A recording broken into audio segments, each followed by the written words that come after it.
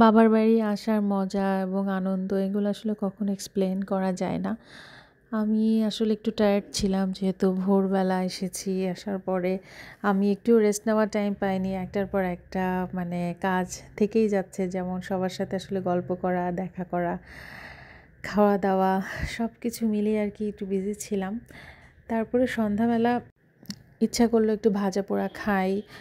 আর হচ্ছে আমার হাজব্যান্ড রোজা ছিল, সেই জন্য মানে ছোলা বুট, যেটা ছোলা বুট করছিল, আর হচ্ছে কিছু ভাজা পোড়া আইটেম করছিল। তা আমিও ছিলাম, ভাবলাম একটু স্ন্যাপগুলা নিয়েই নিই।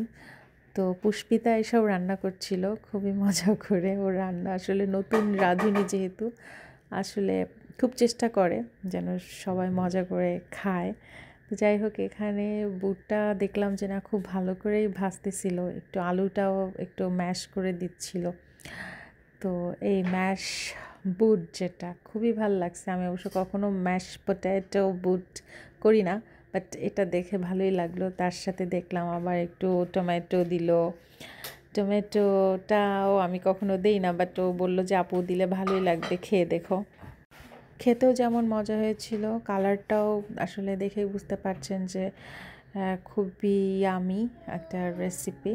সবাই হয়তো এভাবে খেয়ে থাকেন, বাট আমি খাই নাই, এজন্য আর কি। যে টমেটো দেন হচ্ছে ম্যাশ পটেটো, আমি আসলে শুধু ফ্রাই করতাম।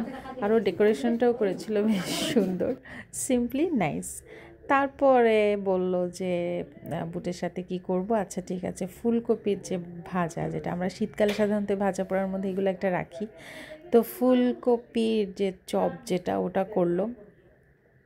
এটা করার পরে বলল যে আর একটু পেঁয়াজু করে ফেলি এটার সাথে, ভাজা পোড়া যেহেতু ভাজা পোড়াই থাক, তো সেই হিসেবে পেঁয়াজু করলো ঝটপট করে। তো এটাই ছিল আমাদের আজকে সন্ধ্যার ইফতারও বলতে পারেন, প্লাস সবার স্ন্যাক্সও বলতে পারেন। তো এইভাবেই আর কি আমরা মজা করে যাচ্ছি, খেয়ে যাচ্ছি, রান্না করছি, গল্প করছি। তো সবাই ভালো থাকবেন। আমার ভিডিও ভালো লাগলে লাইক এবং কমেন্ট করবেন।